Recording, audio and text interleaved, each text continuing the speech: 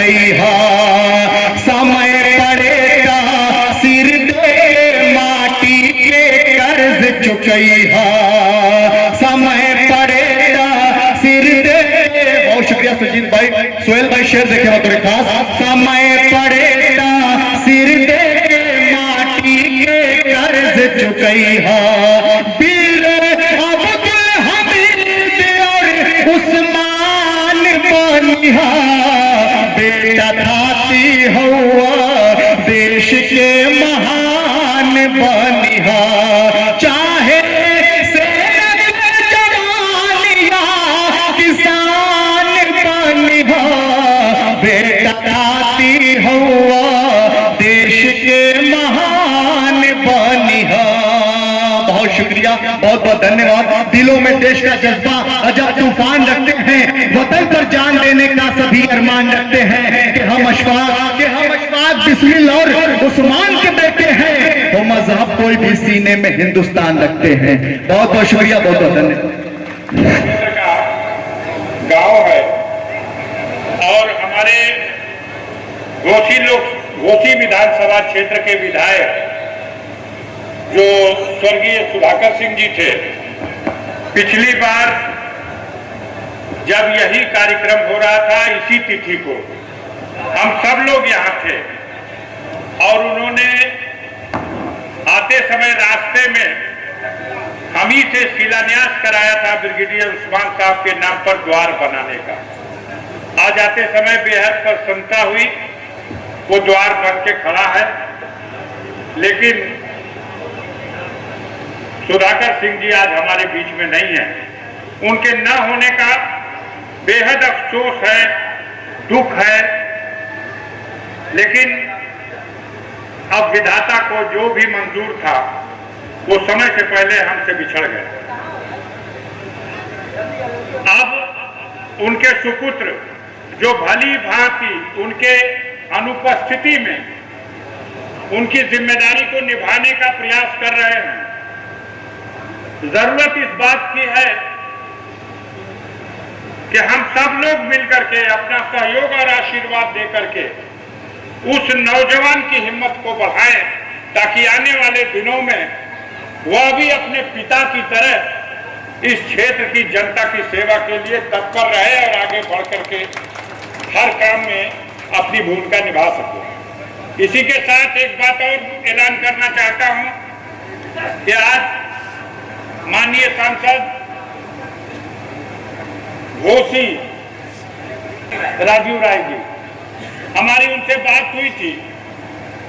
लेकिन कुछ इस तरह की समस्या उत्पन्न हुई है जिसके कारण उन्हें उत्तर प्रदेश के बाहर कहीं दूसरे स्टेट में बहुत ही जरूरी काम से जाना पड़ गया।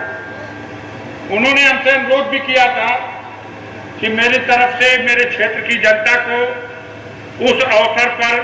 मेरी अनुपस्थिति का स्पष्टीकरण दे दीजिएगा। तो मैं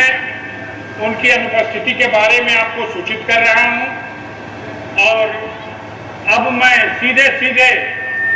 अपने आज के मुख्य अतिथि, अच्छा, पूरे उत्तर प्रदेश में पहला स्थान नहीं है, हम लोग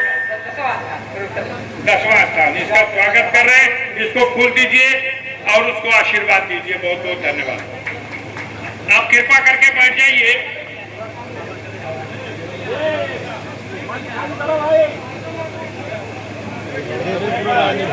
लोकसभा में पार्टी के सचेतक हैं, संसदीय दल के सचेतक हैं, पार्टी के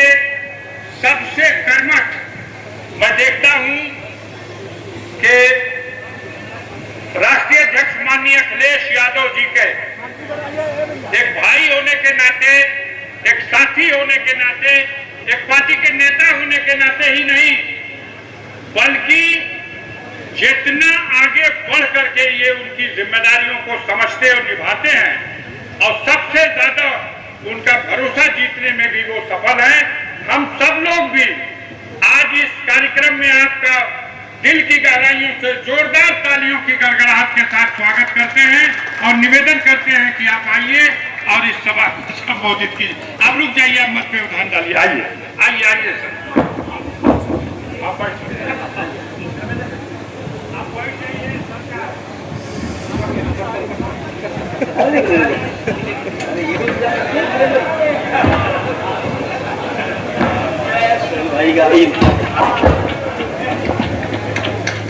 धर्मेंद्र यादव जिंदाबाद, धर्मेंद्र यादव जिंदाबाद। ब्रिगेडियर मोहम्मद उस्मान साहब की पुण्यतिथि के अवसर पर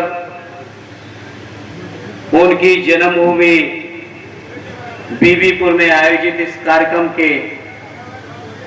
सम्मानित अध्यक्ष ही नहीं बल्कि मैं समझता हूं हमारे जैसे लाखों नौजवानों के लिए जिनको हर समय बहुत कुछ सीखने का सौभाग्य मिलता है, ऐसे हमारे नेता और गाजीपुर से सांसद आदरणीय अफजाल अंसारी साहब,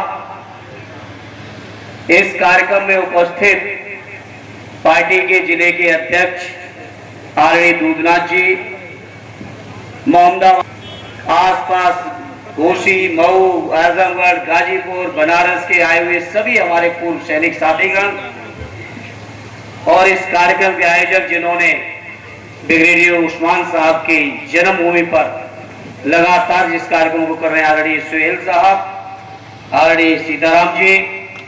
और उपस्थित सभी मेरे सम्मानित बुजुर्गों, नौजवान साथियों, माताओं, बहनों, पत्रकार मित्रों, आज के इस मौके पर सबसे पहले ब्रिगेडियर उस्मान साहब को मैं अपनी ओर से और आप सभी की ओर से और पार्टी की ओर से श्रद्धा सुमन अर्पित करता हूं, श्रद्धांजलि देता हूं और मैं समझता हूं आप ही जैसे देश के वो वीर महान सपूत रहे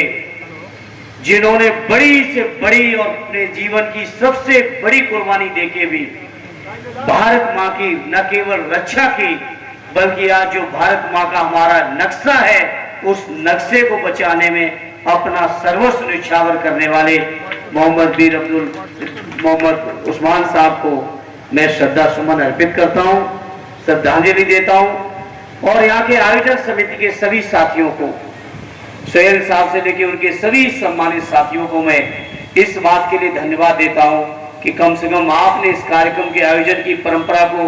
बनाए रखने से साथ साथ मैं समझता हूं आज हमारे जो देश के जवान हैं, जो सैनिक हैं, जो हमारे आने वाली पीढ़ी है, उस पीढ़ी को प्रेरणा देने का जो काम कर रहे हैं यहाँ की समिति के साथी सुहेल साहब से लेकर और सभी साथी, मैं उन सभी को बहुत बहुत धन्यवाद देता हूं और आभार व्यक्त करता हूं। जहां तक आदरणीय अफजाल अंसारी साहब के मैं शुरुआती भाषण सुन रहा था और मैं समझता हूं उनकी भाषण की, उनकी बात की एक एक शब्द से नौजवानों के रोंगटे खड़े हो जा रहे थे कि किस तरह से हमारे बुजुर्गों ने हमारे देश की सीमा को, भारत माता की इस सरजमी को एक रखा, इस सरजमी की रक्षा की और रक्षा करते करते अपना सर्वस्व न्यौछावर करते हुए भी भारत मां के माथे पे कभी कलंक नहीं आने दिया बल्कि हमेशा भारत मां के माथे को हमेशा ऊपर रखने का काम किया। साथियों, बचपन से मैंने श्रद्धेय नेताजी के उस रक्षा मंत्रित्व कार्यकाल को देखा है जब श्रद्धेय नेताजी रक्षा मंत्री थे देश के और उनके कई भाषणों को मैंने संसद से लेकर पार्टी के कार्यक्रमों में सुना है और उन्होंने हमेशा कहा कि दुनिया में अगर सबसे बहादुर फौज कहीं की है तो हमारे हिंदुस्तान की फौज है, हिंदुस्तान से बहादुर फौज दुनिया के किसी देश के पास नहीं है। ऐसे हमारे मोहम्मद उस्मान साहब थे जिन्होंने, मैं समझता हूं, बहादुरी की जो अधिक से अधिक उच्च आदर्श कायम कर सकते थे वो कायम करने का काम किया है। ऐसे समय में जहां हमारे बुजुर्गों ने, हमारे सैनिकों ने देश की रक्षा सुरक्षा करते हुए, देश की सीमाओं को अक्षुण्ण रखते हुए आज भारत मां को ऐसा रखा है, वही मैं समझता हूं जैसा आदरणीय अफजाल साहब चर्चा कर रहे थे, कई बार संसद में, कई बार समितियों में, कई बार और सार्वजनिक मौकों पर, कई बार सरकार के नुमाइंदों के साथ बात करने का मौका मिलता है। हम लोगों ने हमेशा कहा, आदरणीय अखिलेश यादव जी ने हमेशा कहा कि देश की सेना की कभी मनोबल नहीं गिरने देना चाहिए। ये सरकार की जिम्मेदारी है। लेकिन हमारी देश की सरकार के बड़ी अजीबोगरीब फैसले होते हैं। उन्हें चिंता नहीं है हमारे नौजवानों के स्थायी चीजों की। तभी शायद आज हमारे देश के अंदर अग्निवीर जैसी स्कीम आई। मेरी बहुत फौजी भाइयों से बात हुई, बहुत सैनिक साथियों से बात करने का मुझे मौका मिला। मैंने पूछा कि बताओ मेरे साथियों सच्चाई और ईमानदारी से, क्या ये अग्निवीर की स्कीम देश की सेना के लोगों को स्वीकार है? क्या देश की सेना इस बात से संतुष्ट है? तो मैं समझता हूं आज तक कोई भी साथी ऐसा नहीं मिला जिसने ये कहा हो कि अग्निवीर की योजना सेना के लिए कहीं गरिमा, गौरव, सम्मान और स्वाभिमान के लिए कहीं है। इसीलिए हम लोगों ने संसद में भी कहा है, हम सबके नेता आदरणीय अखिलेश यादव जी ने कहा है,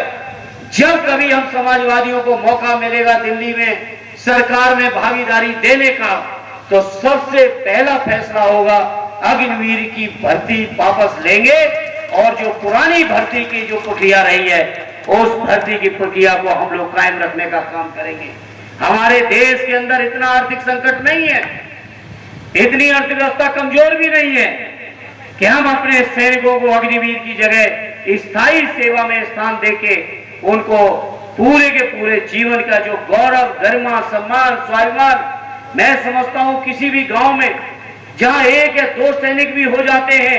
पूरे के पूरे गांव के लोग गौरव के साथ कहते हैं कि मेरे परिवार के साथी फौजी है, मेरे पड़ोस में फौजी रहते हैं। क्योंकि हमारे देश का नौजवान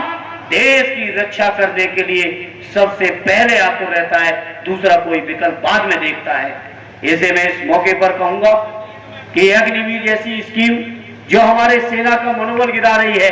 ऐसी स्कीम को हम समाजवादी लोग जब मौका मिलेगा तब उसको खत्म करके अपने सैनिकों के गौरव और गरिमा को वापस लौटाने का काम करेंगे। चर्चा की आदरणीय अफजाल साहब ने, और मैं समझता हूं उनकी चिंता, उनकी बातें बहुत वाजिब हैं। क्योंकि हमारे देश की सेना जहां बहादुर है, जहां हमारे देश से बहादुर सेना दुनिया की कहीं नहीं है, वहीं हमें अपने देश के सैनिकों को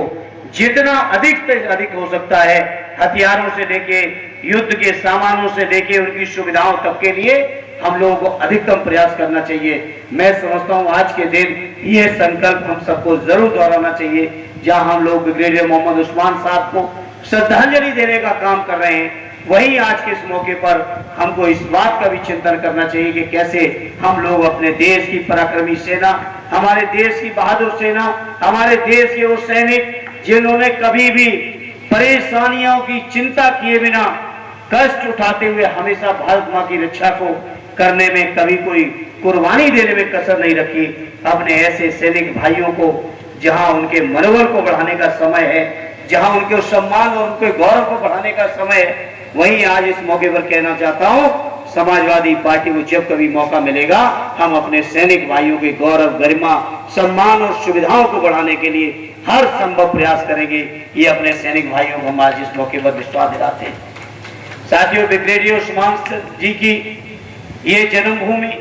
मैं समझता हूं इस जन्मभूमि की मिट्टी चंदन से भी ऊपर है।